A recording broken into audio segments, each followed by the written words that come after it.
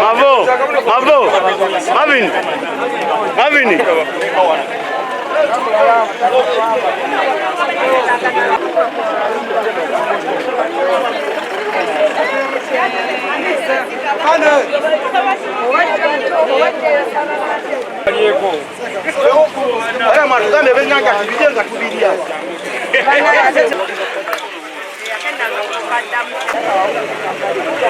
Kuchukeleli.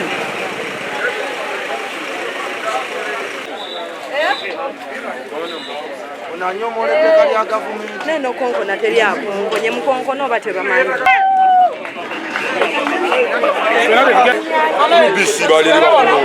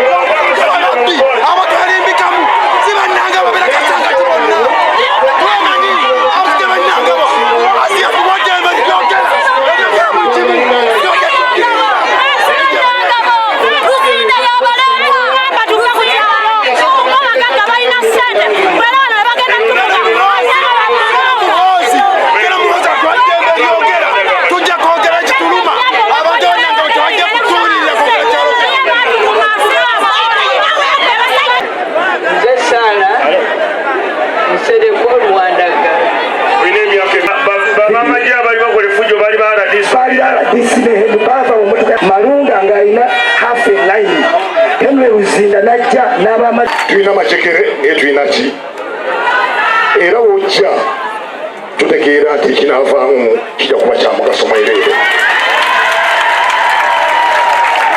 Sebo nze nkulemberera eggombolola eno,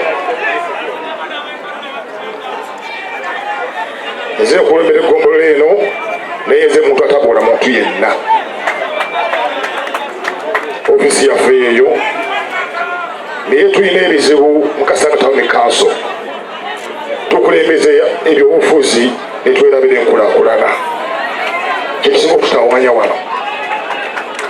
Kasanga tinga bwekiyiseemu sebo nkisi ekyakolesa okugamba byetugamba essaawa zino naye tukusaba olikomawo olambule Kasanga Town Council olabe bwefaanagana. Tuli kumpi nnyo n'ekibuga naye tuliranga abali mayiro 10. Tulina entaalo z'ebyobufuzi ebitatuyamba nakatono. Badde ensaba entaalo z'ebyobufuzi bikuwa leero ng'otuuse.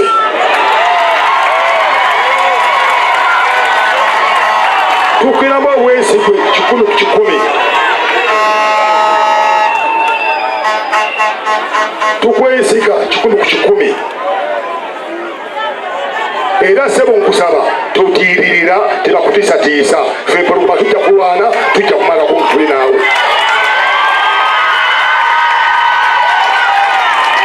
Mubantu abakumanyiiza omu kwabo aweze emyaka 2 nga akumanyi tuva ku kintu nga kyamazima era lwali amazima.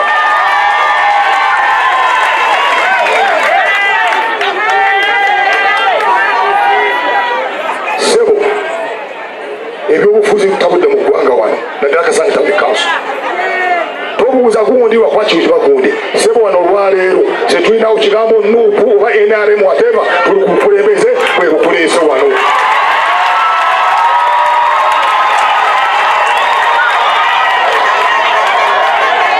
Ate kwesuleko abantu b'e Kasangati mu Kampala yonna Honorable Balamu wano waasoose okujja. Kitwa kitiibwa twebazanye Maama Njuba ne RDC mwenna bye mukoze Town Clerk okuba nti mukumakwawo te Kasanga Town Council. Tulina entalo mukama waffe zitusumba olwaleero. Road fund enguudo batuwa sente ntono nnyo ku kilomita ze tulina 6. Sente zitumala milioni 2 mu obusobola tesoma. Abantu bafuna bwenkanya tere tetuzinyina malwaliro tetulina bitanda mu malwaliro. Ekitono kyo kugamba mukama wange amalwaliro gaffe gali bubi nnyo. Abantu abavubuka bano babonaabona tebalina we bagenda tebalina mirimu tebalina kyakukola.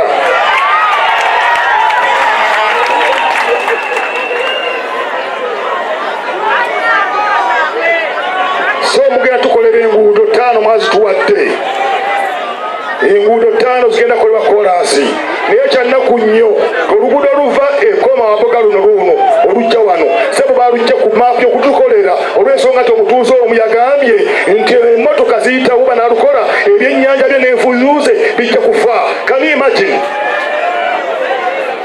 Oluguudo balujjako tukola kolansi olwo 60 billion gavumenti atuwaddeko oluguudo balujjeeko because omutuuze ogu yaleka kyatuganye.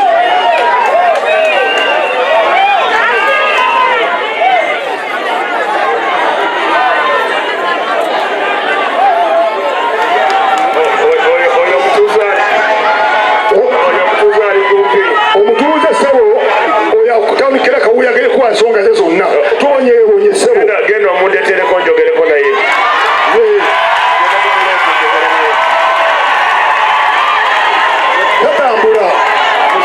Tatambula tweyanze ige sebo tweyanze ige.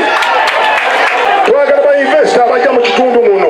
Tulinamu Abachina tulinamu Abakolero naye abantu babwa emirimu bava Karamoja bava Mbale bava Masaka naye wonti batuwa mirimu abaana baffe tebalina mirimu gya jobless.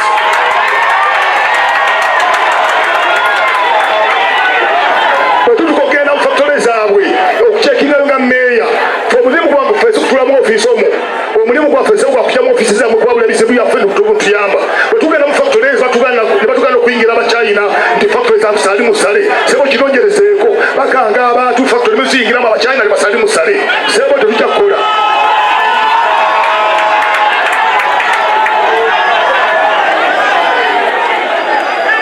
Abantu bagezako tuyamba ku bintu ebyo naye akuze wali batasobola kutuukiriza naye sebo kulivuumulu erinnya lyo sebo era bulundoza lilukozese tuyambe. Essaawa ekulese mu Kasanga Town Council buli muntu ave wano ng'afunye amazima. Mukama akumpera omukisa. Ojja kuba otuyambye kubanga badde baluggyeko mu kuleta Kampala omuzi bagenda okukola olwa investo oyo omwami oyo w'emyaka 73 naye wekinaaba nga tugenzeeyo kinaatuyamba oluguudo tuvuddemu tuluzzeeko tusobole okuyamba abatuuze olwo. Basebo ne bannyabo Honorable Minister ajja ku luguudo ono Mr. Honorable Byamukama era ndowooza bakondakta mbala bakola ki bagenda mu maaso n'okulukola enguudo zonna. Eddwaliro lyaffe ne Kasanga Honorable Minister liri twalitongoza era abasawo agala okubba sente z'ekkuba eryo.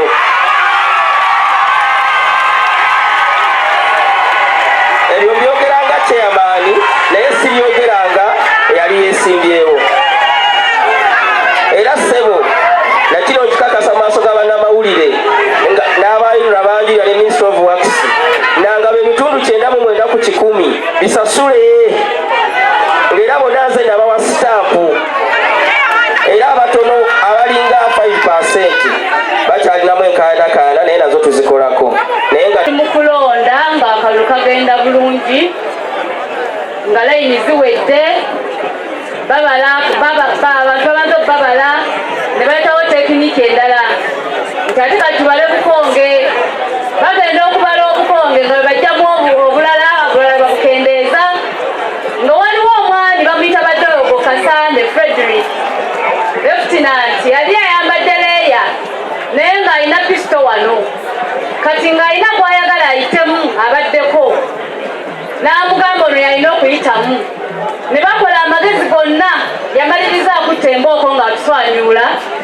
nze kamokoogera nakubwa n'okusamba n'ensambwa naye nga ndi walukino lwa myezi 2 nakati mbulidinga nina ebbaluwa ya poliisi nina ebbaluwa y'eddwaliro ebikakasa byenjogera naye omwami Badoogo namwegayirira ntwale mu ddwaliro yaŋŋamba tajja kuntwala kuba siri mukazi we ne mubuuza gwonkubidde ki ng'omanyi siri mukazi wo. So Badoogo omusirikale w'amagye abeera ku kyalo kyaffe. Emmotoka ye ennamba eri UG 2315C ye yakola emmotoka gy'avuga esebo eri UG 2315C 2315C ya n'obeerawo munne eyakwatibwa ekisa n'abakakalalo kantwalamu naye nga sinnamanya nti n'olukiro naye nga omusajja yali alaba ng'omusayi guyiganagana okuyamba omusirikale n'esibaleeso ne mugamba mbulidinga n'aŋŋamba sinze nkuzaatu tomanyira nja kukuba amasasi ate nga mutuuze ku kyalo kyammwe esebo kati amanyi nti ku kyalo era n'ajjayo emundu n'aginsongamu vidiyo tuziina n'akuba embooko n'engenda ku mmotoka ye ne mwegayirira n'aŋŋamba sinze nkuzaala okitegeera naye nga tebaagala kuwa awangudde eyawangula yafuna 225 bwe bateekako yawangula 199 ne bateekako omukadde amazeeko ebbanga kubanga bakumba simanyi geyinzi zaabwe okitegeera naye nga tebatufuddeeko abantu balina obulumi nze kati minisita nakati nkyabulidinga tofaayo muzeeyi abitegedde muzeeyi ebizibu by'abantu bamamanjuba ate pulezidenti yawuliriza okulaba nze Bisaso Luyimbazi chairman wa Bulenga abaddeko ekisanja ekisooka era yeesimbyewo mu kulonda nafuna obululu obusukka mu 405 eyanziririra yafuna obululu 98 eyatulondesa si eyali ku register oluberebere ne ku display bwe yatuuka okulangirira obululu ow'e98 n'abimuwa 547 nga bwayambadde ne jaketi ye nze nampa obululu 47 wali okunyomeka obutuufu nze nali nina abaali bambalidde nga nina obululu 48 Bisaso Luyimbazi Edward Frederick Bulenga A era ne mu ofisi yo natuuka ne vidiyo nzirina wano era ne vidiyo nagirekayo mu ofisi nsaba obuwanguzi bwange babunzirize kubanga ekyalo kya Bulenga buli kibiina kyonna kyampagira era basigala mu maziga era ndi wa independent bampagira era bampagira bulungi nnyo kubanga era nze mukulaba kwange yalangirira birala loya wakakiiko k'ebyokulonda wono wano jangu akuwandiisa atwe feedback munaku 2 neyanziza bonna ne kanso w'ebyokulonda wono wano yaliyo nga mpoza emisango tewali kyalo kyonna ekyawoza omusango paka mu court of appeal akakiiko k'ebyokulondako ka nze nali koti paka mu court of appeal nempangula omusango court of appeal negamba genda bakuwa stampu y'okole ki ofuge ekyalo kyo bakuwa sente kati bakuwa sente z'omusango ogwawoza tebanaba tukompasetinga wasaba meka tetunaba kuteekamu kusaba kwaffe lwaki waliwo ebizibu ebitebereka era byenjagala okugamba wano nedda nja bimugambira oyo mwennyini mpuliriza mukama wange akaseera kano kubanga nzize mu maaso situvudde mu court of appeal tugendayo batuwe stampu madamu oyo yagaana n'agamba tugende ewa solicitor general ye muwabuzi wa gavumenti awabule ku nsonga eyo ebbaluwa ya kooti wali ogireese byonna byonna fayiro ne bulungi nnyo. Looya wange yali lukwaga nti Kampala advocate. Minisita, njagala abantu bano bategeere, omanyi tulina okwogera amazima gatulabedde. Oyo abadde ssentebe waffe ng'alina sitampu era neka wali wano y'abadde alina sitampu ya gavumenti. Kati neebuuza ate twatandikira wa okukuma sitampu sefu? Twagala mazima gennyini olwaleero nze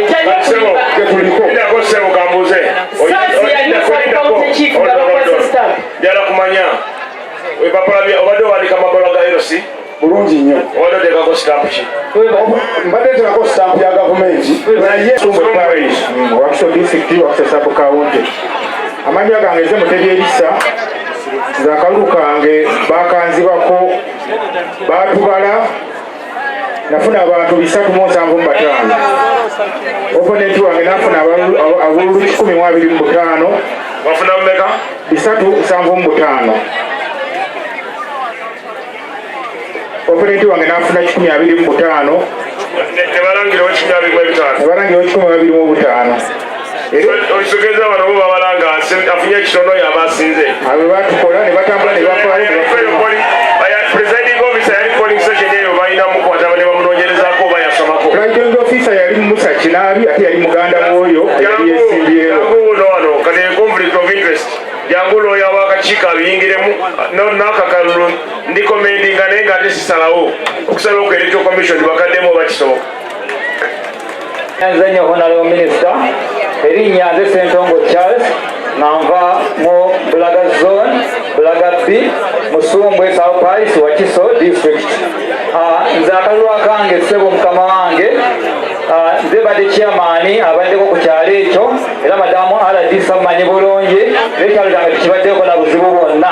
Afuna obululu 777 omwami eyayanzirira eyajjira mu fulaga ya NRM ate nga nayo yawamba mpambe yafuna obululu 131 naye ku ssaawa y'okulangirira wennyini ne bagamba nti omwami oli yasinze era langirira n'adduka era bali bamuyita Ncha Julius yali akolanga returning officer yalangirira n'adduka emisinde tebalaga lukiiko lwonna nti bagenda kukola na lukiiko bwe luti abantu bonna ne basaasaana era tetwakola ku ssaawa eyo abatuuze bonna ab'oku kyalo kumpi ekyalo kyonna tetugenda kugombolola ewakiso katumanyi tunasanga waggule tusobole okwekubira endoolo amangu ago twavaawo ne tugenda ku electoral commission ewakiso netuteekayo petition yaffe era madamu RDC akimanyi bulungi nti akalu kange bakabba sebo siyakwogera bigambo ne badiso bonna bakimanyi ne basabukawude chief bonna bakimanyi nti banziba akalulu kange sebo kyensaba nze nsaba kunziriza buwanguzi bwange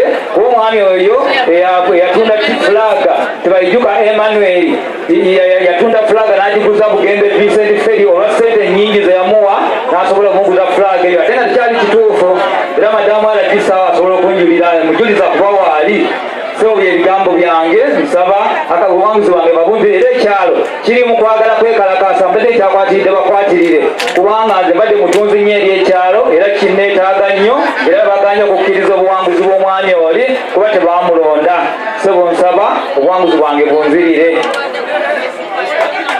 Bale nnyo kati katugende ku kyalo kye bayita Kyetume B. Kyetume B ku kibiina kyaffe ekya NRM zamanya bampita Asha Letitia omusayi gwa NRM naye nange ndi mutuuze ku kijabijo A ekituufu kiri mbu abalondesa ku kijabijo A baali babi nnyo to the extent n'eddoboozi lyali terivaayo ne tutuuka okunoonya obuzindaalo tuweereze bano abawala at least eddoboozi liveeyo abawala eddoboozi ne liganira ddala abawala ne bakyusa amannya bakikola nga bagenderedde amu bamuyita n'akafero Bridget yeyita n'akaketo Bridget. Kale webale Andrew Simon Kaweso w'ekitiibwa njayaanya okutuukako mu maaso go nga nva mu Kawempe division mu muluka gwa Kawempe 2 sebo olw'okuba tulinaanye ne Kiteezi nange nkinyekinye nzije nkubuulira ekizibu kyantuukako obulago buno katono babukutuleko mu kalulu keero si wano banfumita n'eriisa ebiso era baatunga ttunge naye ssebo bwe tuzze tulaba ng'okola ku nsonga ez'ebitundu eby'enjawulo ab'e Kampala ne tulowooza nti tojja kutuuka Kampala. Oweekitiibwa Honorable Balamu, ensonga yange neetaba mu kalulu k'okulonda akeero si wano ng'omulonzi, naye mu kutabaganya n'okulabika ng'akalulu kaggwa bulungi nkambe nti Mwami Charles Sekka ne banne baleeta abayaaye ab'Akasolo Group n'Abakambodiya Honorable Balamu nga balina ebiso ne batufumita ebiso naddala nze era mbadde ku kitanda. Oweekitiibwa Honorable Balamu, ewaffe temwalimu nti RCC eyenyigiramu, ewaffe temwalimu nti wa poliisi, ewaffe temwalimu nti wa UPDF, ewaffe yatabula akalulu kaffe ye ofiisi y'ebyokulonda oba ab'ebyokulonda Electoral Commission, kubanga omuwala yagaana okubala abantu ne bayimirira mu layini, akavuyo ne kajja n'amasasi ne gavuga mpaka security bwe yajja jjati nejjawo omwana nga bamaze okumanya nti nze banfumise ebiso. Oweekitiibwa Honorable Balamu, munnange tukwegayirira engeri gye wazzenga mezaya mu ggwanga Uganda, naffe mu Mugalu zooni jangu mu kyalo ekyo ssebo tusobole okufuna ssentebe nga tatwepaatiiseeko bwepatiisi. Ono aliko ssebo atwekakaatikako bwekakaatisi. Neyanziza njagala okwebaza okufuna akakiso okutuukako kubanga abatazooni Mugalu zooni ssebo oyalabaddemu akalulu kubanga Kasante yali akawangudde era asobola okukawangula. Nze Andy Simon Kaweesa ndi ku 0776 gatteko kubanga ekyamazima olina enkyukakyuka gy'oleese. Bano abantu abalala bonna bavumaganya muzeeyi, ffe tubadde tetumanyi nti enkyukakyuka ya muzeeyi. Twagala kwebaza muzeeyi gwe baweebaza sebo ntuukeku wali Electoral Commission jangu olabe Electoral Commission nakyo ekiriviewing musambyewa akusambyewa sebo kanabe sebo ono yekyamani lidako akusambyewa sebo lidako akusambyewa mangulira sebo minisita nze ndi kyamaanyi ate ndi muzadde ono gwolaba akola emivuyo kuno mutabani wange kitawe yamundekera bw'aba akubye nze nga kitawe yamundekera akubye Katonda wangunsi Katonda ajja musasula. Kale twali buzibu isoke mugende mutule mugende mukole ebyamwe wa famire ono mwana woli kalale muki ekiriwo bano ba Luganda ensonga twagala egende wa CDF wetunasigaza abantu abakyakozesa ne bakozesa poliisi ne amagye ensobi kijja kuba kijja tuletera obuzibu bungi. akolanga kitata okolangani akolanga sobi ono omubbi omutemu kubanga alina obuyinza obukuba, alina obuyinza obutiisa omuntu tejja kusiba, ate asobola mu mmotoka ye atambuliramu n'abantu abali mu ggwe za UPDF. We want to investigate, the investigation be done to see who recruits the UPDF people working in the mmotoka ya Luzinda. Because civilian nature hamchaka afande achikiridde amajali wanaje Kazindaro. Yes, afande oyo bamuyita General Luzinda, General Wawa. Afande omukulu Officer Jemba, someone is misusing the army and he has the army people in his car. Like you sat there, you have had 7 cases where he has been involved, disrupting elections, taking over polling materials, and taking away presiding officer, declaring losers, but using UPDF. And initially, the people had praised UPDF for remaining the most disciplined during the election. You were there listening. Could you please give your point? Do you know that man called Luzinda? And how fast can it take you to arrest him? Because it's spoiling the image of UPDF and the CDF.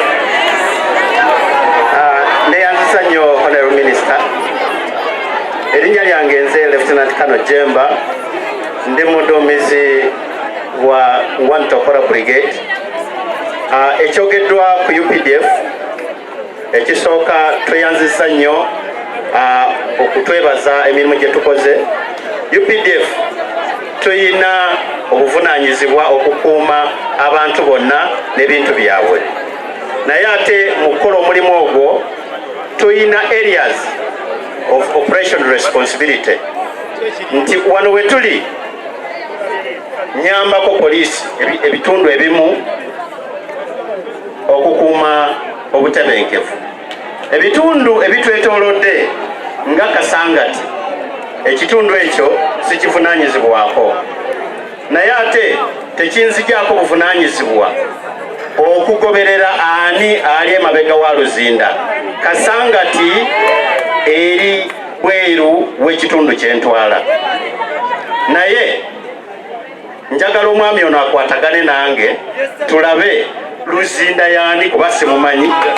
Ate ekirala tewali yali amundoopedde, nkwatagane ne bakomanda abatwala ekitundu ekyo tufune ani akola effujjo eryo. Wabaawo nga bwe bagambye nti waliwo abatambula na RDC, Deputy RDC, era ajja tubuulira abasirikale abo yabajjawa, teri ali waggulu w'amateeka. Neyanziza nnyo Honorable Minister. Honorable, I personally am going to get your contact. Ate nja kiwandiika ekiwandiiko n'obujulizi bwonna mbutuuse mu ofiisi oba Luzinda. Abibwako obululu bwabwe obataali kulonda ne bumulangirira kutandiko gatakozirya 49 kansala zeeyogeddeko mu kitundu ekimu. Kansala oyo yaziwa ne yabadde mu masuuti. So nakati mulina total sales ezi affected mu kitundu kino 100. So you are going to address 100 challenges here in today's meeting. We are going to twatandika dda okwaddressinga challenges zino, era akakiiko k'ebyokulonda kalina okwemulugunya okusukka mu 5. Era akakiiko kalonda olukiiko olw'abannamateeka lwetegereze okwemulugunya kw'abantu bonna nga tetunnalangirira. Era ntwala omukisa guno okwebaza chairman w'akakiiko k'ebyokulonda, kubanga amateeka okusooka mu ntunulira gye twagatunuliranga nga tugamba nti omuntu singa baba baleese DR form tumulangirire, ekyo ekisigadde kigende mu kkooti. Naye chairman w'akakiiko k'ebyokulonda nagamba twetegereza amateeka.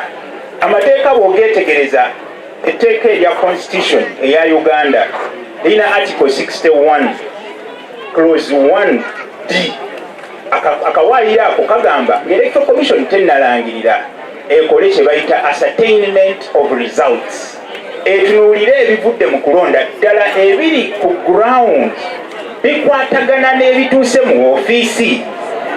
Era ensonga eyo gye tuliko kati ng'akakiiko k'ebyokulonda, ebyokwemulugunya ebiriwo bisukka 5. Era wetwogerera obujulizi bwe twakatunulamu obw'enjawulo bunaatera okutuuka mu 3 nga tubutunuuliramu. Naye kinkoze bulungi bwe mbadde wano n'empuliriza ebisinga obungi byempuliriza okuva ku maama ng'ayogera bifaanaganira ddala ne bye twalabye mu bujulizi.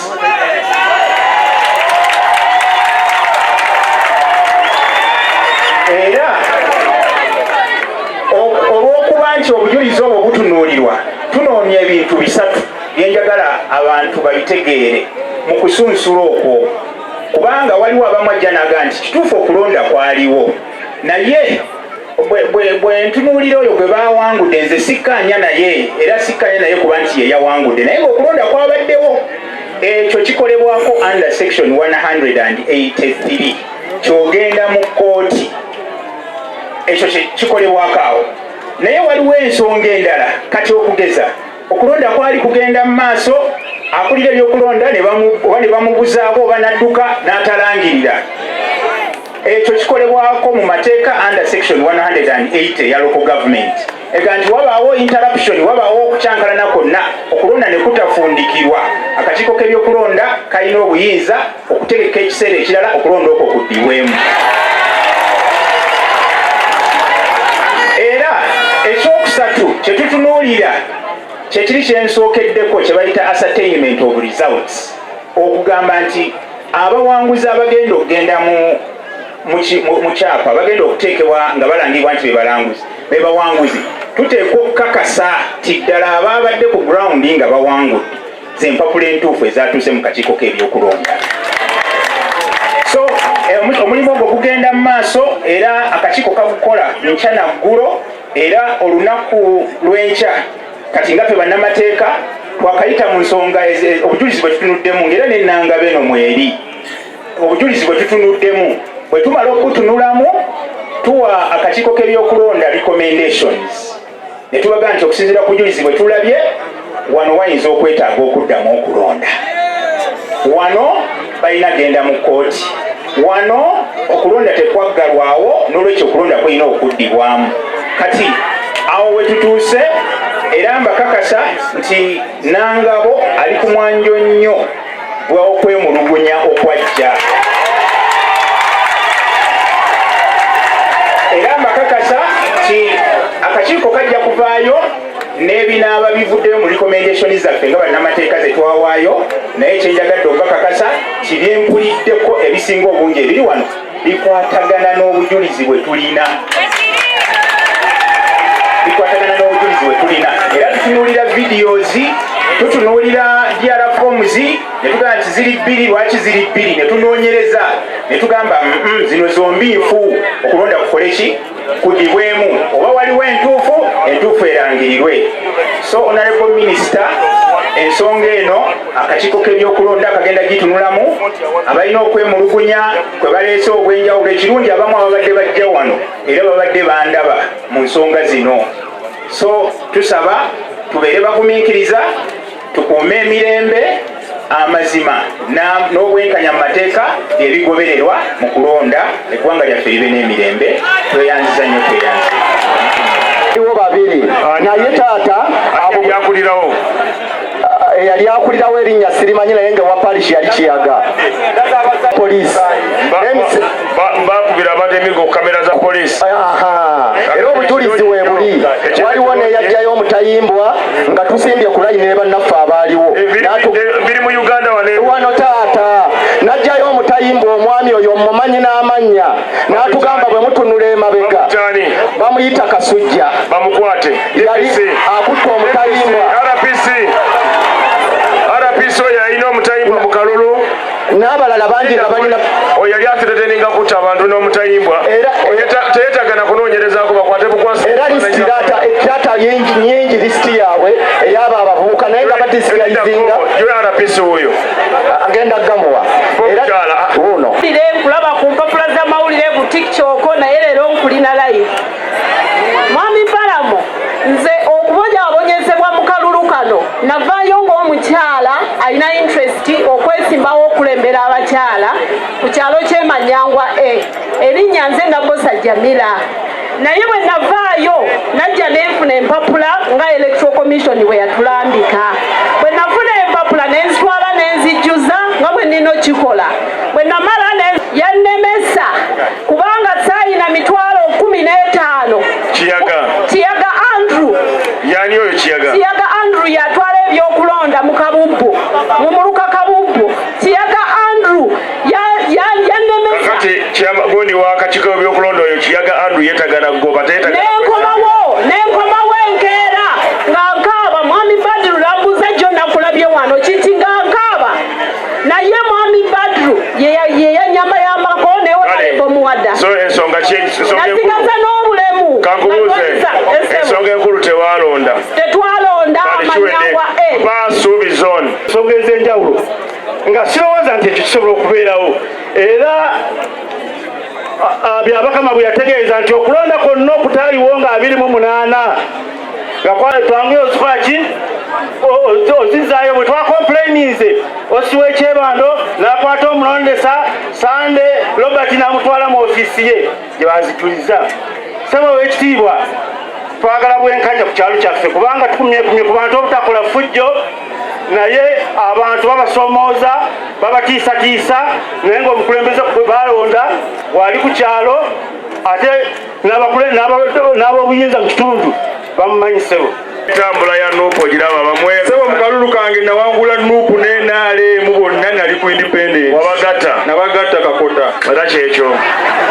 Era omuzeeyi wange ye Mwami Kayibanda Godfrey akola ku CBS Seguya Godfrey ayagala okwegatta mu bintu bye, naye nalabye ng'ekkubo liri wano, ekkubo ly'okuwangula liri awo. sebo kati nze ku nsonga nze owavubuka yemala okulondebwa kyamaani w'ekyalo owa LC1 gwe nkola naye, era kyamaani waffe Mwawulo Bati yafuna obululu 5, naye nze kyembadde nze okwebuuza kibadde kimu.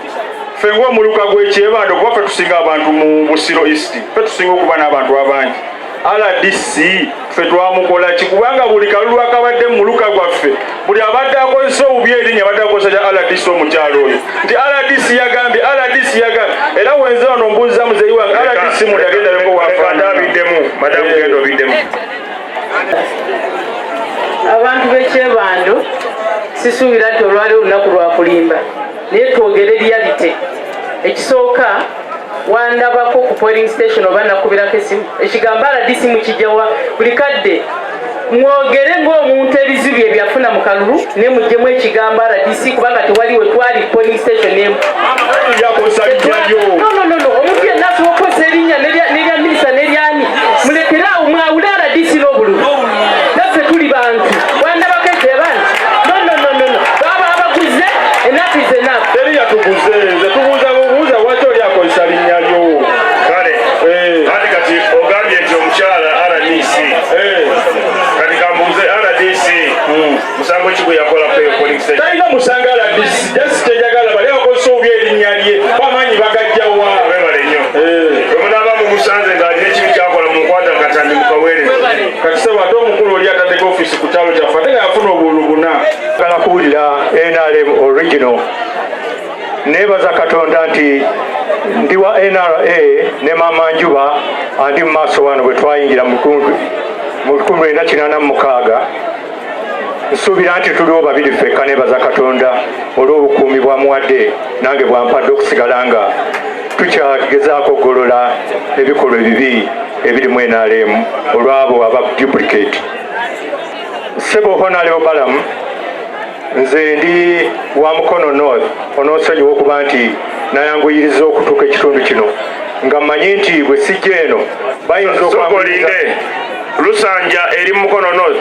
Mukono North Lusanja Mukono North waliwo Lusanja bbiri Lusanja ey'eno ne side yeri so kati gwe yogera Lusanja Mukono North kizibu ki sub county Champsi Ntonto ye ward kizibu ki sebo twatuka okulonda nga tunatuka ku lunaku lwennyini nagende wa Diso ne mugamba nti omuntu azze ku kadi ya NRM nange ndi wa NRM naye ebikolwa bino byakwate mbiraba abantu bonna bawa ssente za PDM abawaka $5,000 ne basayininga miliyoni. Olina obukakafu? Obukakafu sijja kugaa nti mwina naye abantu gye bali abasobola okuyimirira. Olina obukakafu? Kwekyo mukama sina bukakafu. Kati gwe lwaki weesimbawo ku kadi NRM n'ofuna kadi NRM? Gye mbadde nzija mukama wange. Kati nagenda okusaba kadi ya NRM nensanga omukyalo oyo Docas nga amaze okugyayo kadi ya NRM bagimuguzizza. Bagimuguza sente meka? Obukadde buna. That's what I had. Yawani bangamba mwali mu Diso gwe nagezaako genamba kitegeere ow'eKyampisi ye Diso nengendayo ne mugamba nti ebikolobero Docas byakola obiwulira naŋŋamba nti tubiwulira naye tetulina kyakukola ne mugamba an original NRM amuswandiso mbadde ndowooza nti nandibadde nfuna obuwagizi okuva eri abantu era nga mbulina nsobole okutwala abantu mu maaso kati ekyali tekisoboka kumuggyako kaadi eyo nezijjanga independent okujjanga independent era abantu bakyaniriza nnyo nga balaba omununuzi azze okubakola ki okubajja mu busibe sebo twagenda mu maaso tutandika okukola campaign ng'aba LCCB candidate abaddeko wa NRM kaadi ye bagimuggyako ne bagiwa oyo ate atali mutuufu ne tusigala nga tuli basatu ffenna mu nnyumba emu aba NRM twatuka okgenda mu maaso olunaku olw'okulonda kampite mu bimpimpi abantu bajja ku Nakani polling station okulonda abasirikale aba NRM LC1 abantu nagezaako confrontinga omuvubuka gwe namanya oluvannyuma nti musirikale kuba namusanga abadde uniform okuva mu kifo ekyo ne mugamba lwaki muleeseewo embeera ey'okutiisatiisa abantu ate nga mwagala batomera nengezaako mulumba mugambe no toteekwa kubanga oli officer wa electoral commission okola ebintu ebifaanana bwe bityo n'akola apology nanga muzeeyi nsonyiwa kwegamba n'akaminga down n'atandika okwentroducinga himself nti ye musoga tebategeera alinakola kyayagala munansonyiwa bwatyo bwe yagamba bamuyitaani erinnya ndyerabidde naye tusobola oddimanya kubanga n'ebifaananyi by'embirina. Yatandika ogenda maaso n'okukubiriza okulonda n'agamba abantu buli kye balina okukola. N'atandika n'agamba ofiisa wa Electoral Commission atandika okusoma amannya g'abantu.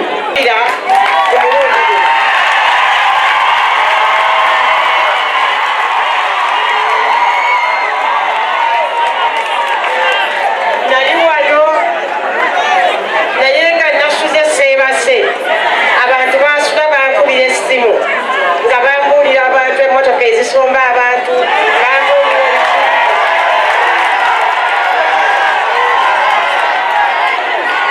abakyala ne bampita nti nzije tusule wano nga tukuuma ekifo naye nebasaba bansonyiwe olw'embeera zange era nakeera bukeezi nakeera nnyo nenzija.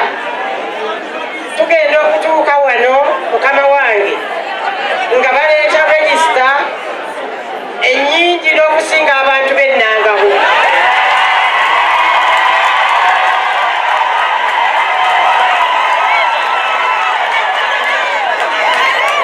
Kakati ne twogerayogerako bannange regisita zino nga tetuzimanyi. Ne wabaawo abantu abaasala amagezi ne bakubako bakulu abakulu ne bagaa nti regisita zammwe zaali bbiri zokka twakimulira nga tulina 5 wano naye ate ne wakukadde regisita 5 zajja mukama wange bwe baatuuka okutuga nti musimbe layini baatugamba bugambi nti musimbe layini nga tewali kitabo kyonna kye batunuddemu naye nga tuli bangi kyotayinza kwefunirira.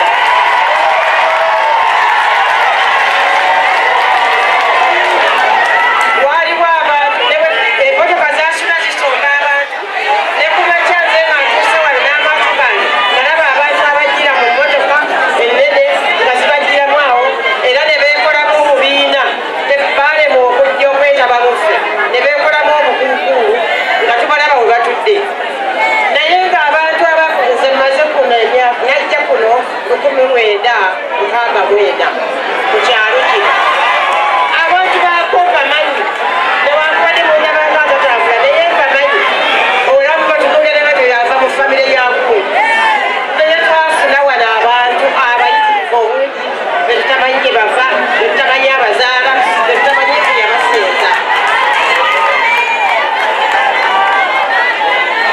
Ekyo nga kiwedde nga tumaze okwegamba nti bwe tutagende mu layini bwe tunagaana okuzimba layini nti kubanga tebatukebedde mu kitabo bajja kukozesa eyo ensonga bagambe nti bawangudde naye nga sinnatuuka ku siteegi eyo ey'okusimba twagenda okutuuka mu kiseera kino ekyokukola kampeyini wa LC1 nga NRM nze naliwo ekiseera kyonna nga tulonda akamyufu ng'omuntu gwe twakwasa kaadi yaffe eya LC1 gwe twakwasa bendera bamuyita Daani Kibirige.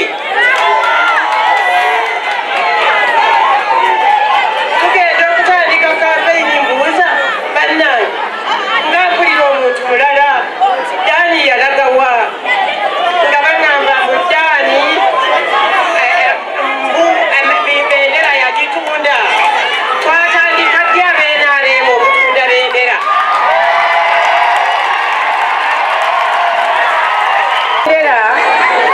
Wano mu kitundu tulina abakulembeze aba NRM naye abakulembeze basobola batya okukwata bendera ne bagiwa omwana owa haya ajja afuga ekyalo.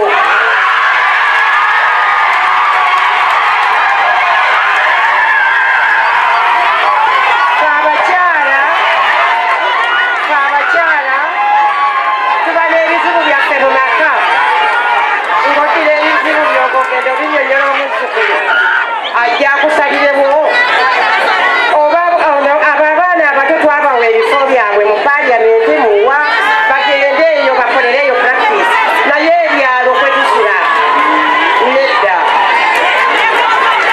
ekyo tuzalibadde kibi nnyo singa gwe twali tuwadde bendera mu kulonda naye tetwamuwa bendera era mu NRM temuliimu practice ya kutunda bendera ekyo ng'ogyeko gamba nti kibi n'okumenya kimenya mateeka kuba bendera ya pate si ya individual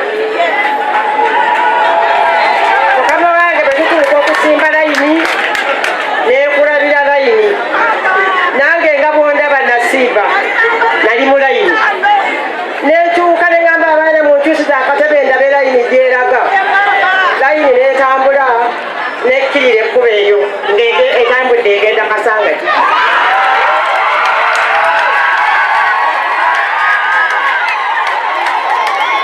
Layini eyaliko mbu eyakwata bendera ya NRM, batuuze bannange bwenna abali wano abatali bennangabo, layini y'omuntu gwe balangirira wano yakoma ku kayembe kali.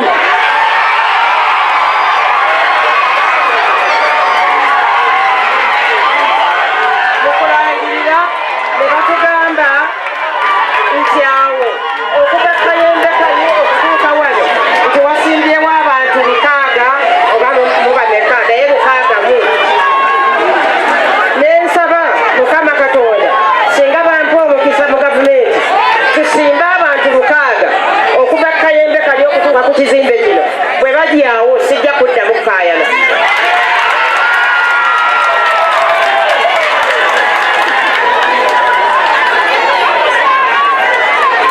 Byali bikyali awo ng'essaawa ey'okubala etuuka nga babala abantu baŋŋamba oluvannyuma buno mwesitambulira nti layini yali ekyatambula eri wansi n'evaayo bakanyama.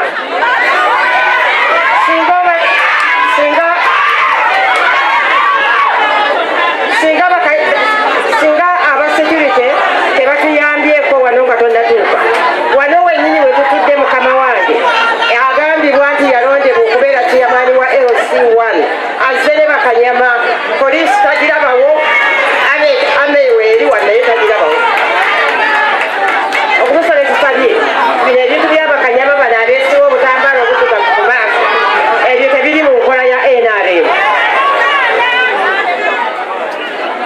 Era mbasaba bannange batuuze bannange ebintu bino byekwejakajaka simanyi kanyama simanyi biki ne mutambula nga mugoomye oba mwegomba obulema bulabe kuffe. Bw'oba oyagala obulema saba Katonda abukuwe ŋŋamba akusabireko. Batambula bagooma batambula batiisatiisa ebyo si bya NRM.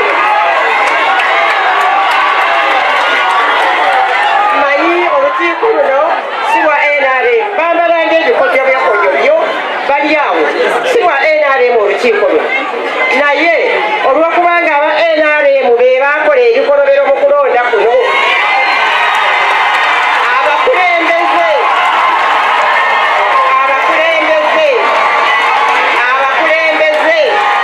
aba NRM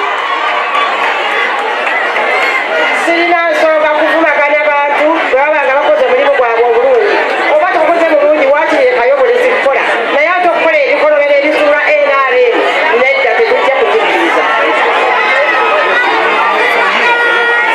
Mukama wange omwana gwe bateeka wano okulondesa balina akapapula ke bamukwasa kaabasoma n'atuuka ekiseera n'atya nga naye alabye olulayini eri lyabujje naye bamugamba asome layini ekomye wano tyasinze n'atugamba ku muzindaalo nti bannange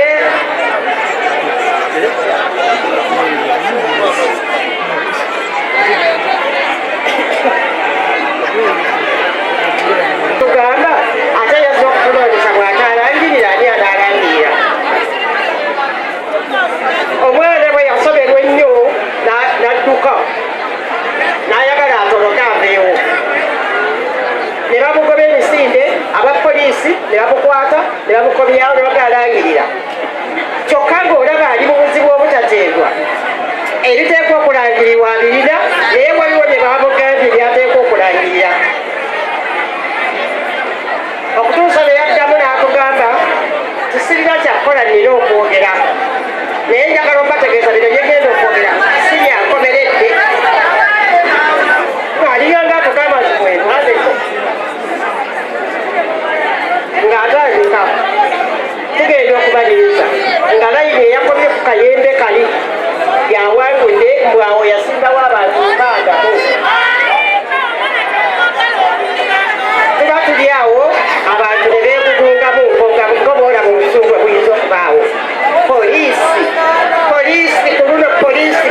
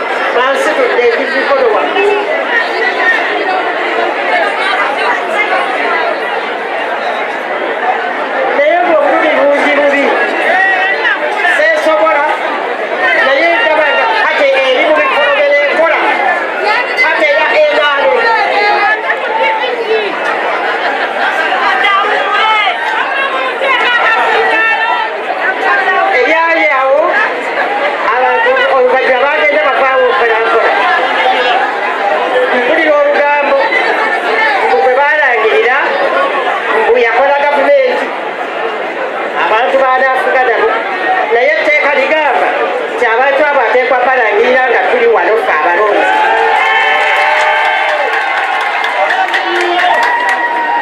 Kaakati ye bonnaffe abo abaabasaako emikono titubakkiriza be baani?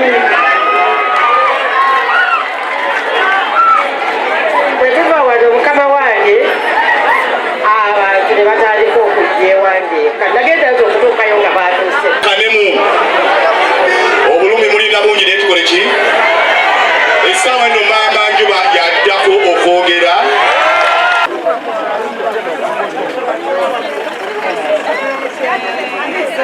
Ano